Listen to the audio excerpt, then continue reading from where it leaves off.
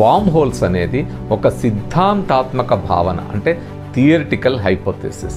విశ్వంలోని రెండు వేరువేరు ప్రాంతాలను కలిపే ఒక చిన్న మార్గంలా, అంటే బ్రిడ్జిలా ఇవి పనిచేస్తాయని భావిస్తారు. ఆల్బర్ట్ ఐన్స్టీన్, నాథన్ రోజన్ అనే సైంటిస్టులు 1935లో సాపేక్షత సిద్ధాంతం, అంటే థియరీ ఆఫ్ రిలేటివిటీ ఆధారంగా ఈ వామ్ హోల్ సిద్ధాంతాన్ని ప్రతిపాదించారు, అంటే హైపోథెసిస్ చెప్పారు. ఇవి స్పేస్ టైంకు చెందిన షార్ట్ కట్స్ అన్నమాట. విశ్వంలో రెండు భిన్నమైన ప్రదేశాలను ఒక షార్ట్ కట్ లాగా కలుపుతాయి. అందువల్ల మనం ఎక్కడికైనా అతి త్వరగా ప్రయాణించడానికి వీటిని ఉపయోగించవచ్చు అనే భావన. స్పేస్ టైంలోని వక్రతల అంచుల వెంబడి మనం ప్రయాణించాలంటే చాలా టైం పడుతుంది. అదే ఆ రెండు కలిసి ఉండే ప్రాంతాల్లో ఈ వామ్ హోల్ అనే బ్రిడ్జి ఉంటే మనం అతి త్వరగా వెళ్ళగలుగుతాం.